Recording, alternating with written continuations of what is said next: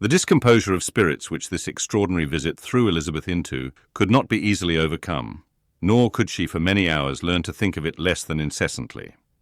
Lady Catherine, it appeared, had actually taken the trouble of this journey from Rosings for the sole purpose of breaking off her supposed engagement with Mr. Darcy. It was a rational scheme, to be sure. But from what the report of their engagement could originate, Elizabeth was at a loss to imagine, till she recollected that his being the intimate friend of Bingley, and her being the sister of Jane, was enough, at a time when the expectation of one wedding made everybody eager for another, to supply the idea.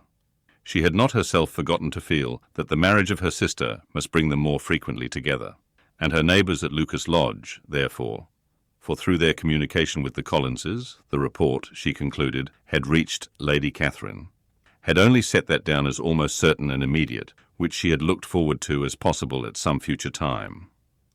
In revolving Lady Catherine's expressions, however, she could not help feeling some uneasiness as to the possible consequence of her persisting in this interference.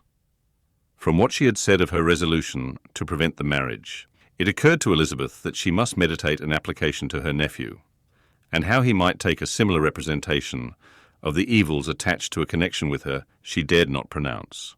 She knew not the exact degree of his affection for his aunt or his dependence on her judgment, but it was natural to suppose that he thought much higher of her ladyship than she could do, and it was certain that in enumerating the miseries of a marriage with one whose immediate connections were so unequal to his own, his aunt would address him on his weakest side.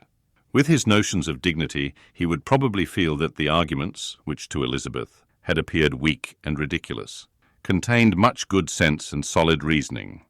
If he had been wavering before as to what he should do, which had often seemed likely, the advice and entreaty of so near a relation might settle every doubt, and determine him at once to be as happy as dignity unblemished could make him. In that case he would return no more. Lady Catherine might see him in her way through town, and his engagement to Bingley of coming again to Netherfield must give way. If, therefore, an excuse for not keeping his promise should come to his friend within a few days, she added, I shall know how to understand it. I shall then give over every expectation, every wish of his constancy. If he is satisfied with only regretting me, when he might have obtained my affections and hand, I shall soon cease to regret him at all. The surprise of the rest of the family on hearing who their visitor had been was very great, but they obligingly satisfied it with the same kind of supposition which had appeased Mrs. Bennet's curiosity, and Elizabeth was spared from much teasing on the subject. The next morning, as she was going downstairs, she was met by her father, who came out of his library with a letter in his hand. "Lizzie," said he, "I was going to look for you. Come into my room." She followed him thither, and her curiosity to know what he had to tell her was heightened by the supposition of its being in some manner connected with the letter he held. It suddenly struck her that it might be from Lady Catherine, and she anticipated with dismay all the consequent explanations. She followed her father to the fireplace, and they both sat down. He then said, "I have received a letter this morning that has astonished me exceedingly. As it principally concerns yourself, you ought to know its contents. I did not know before that I had 2 daughters on the brink of matrimony. Let me congratulate you on a very important conquest." The colour now rushed into Elizabeth's cheeks in the instantaneous conviction of its being a letter from the nephew, instead of the aunt. And she was undetermined whether most to be pleased that he explained himself at all, or offended that his letter was not rather addressed to herself, when her father continued, "You look conscious. Young ladies have great penetration in such matters as these, but I think I may defy even your sagacity to discover the name of your admirer. This letter is from Mr. Collins." "From Mr. Collins? And what can he have to say?" "Something very much to the purpose, of course. He begins with congratulations on the approaching nuptials of my eldest daughter, of which it seems he has been told by some of the good-natured gossiping Lucases. I shall not sport with your impatience by reading what he says on that point. What relates to yourself is as follows. Having thus offered you the sincere congratulations of Mrs. Collins and myself on this happy event, let me now add a short hint on the subject of another, of which we have been advertised by the same authority. Your daughter Elizabeth, it is presumed, will not long bear the name of Bennet after her eldest sister has resigned it, and the chosen partner of her fate may be reasonably looked up to as one of the most illustrious personages in this land. Can you possibly guess, Lizzie, who is meant by this?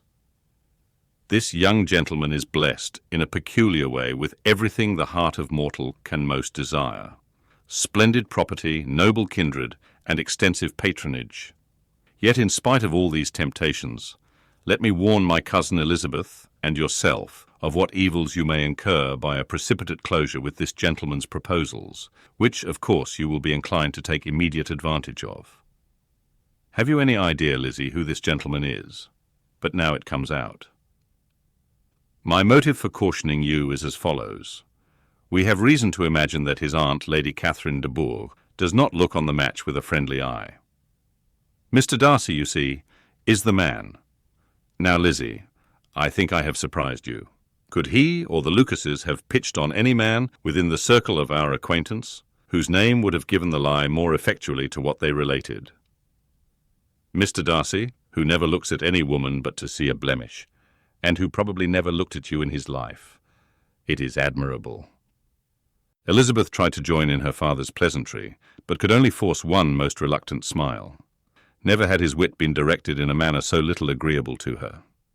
Are you not diverted? Oh, yes. Pray read on. After mentioning the likelihood of this marriage to her ladyship last night, she immediately, with her usual condescension, expressed what she felt on the occasion.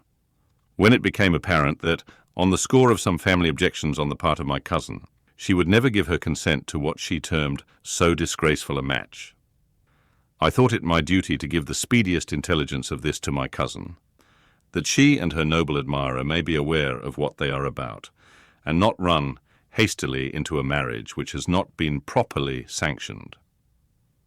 Mr. Collins, moreover, adds, I am truly rejoiced that my cousin Lydia's sad business has been so well hushed up, and am only concerned that their living together before the marriage took place should be so generally known. I must not, however, neglect the duties of my station, or refrain from declaring my amazement at hearing that you received the young couple into your house as soon as they were married. It was an encouragement of vice, and had I been the rector of Longbourn, I should very strenuously have opposed it. You ought certainly to forgive them as a Christian, but never to admit them in your sight, or allow their names to be mentioned in your hearing. That is his notion of Christian forgiveness.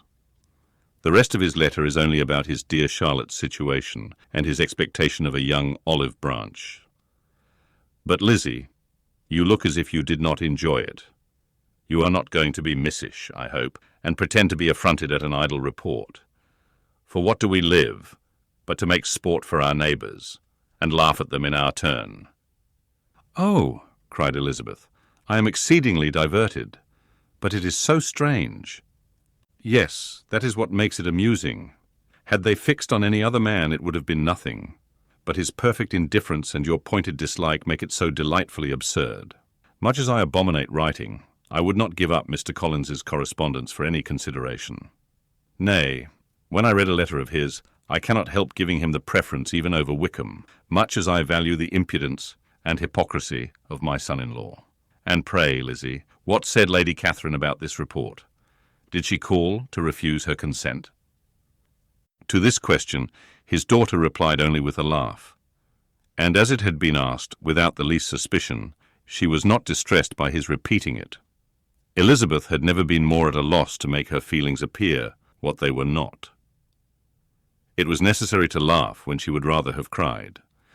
Her father had most cruelly mortified her by what he said of Mr. Darcy's indifference, and she could do nothing but wonder at such a want of penetration, or fear that perhaps instead of his seeing too little, she might have fancied too much.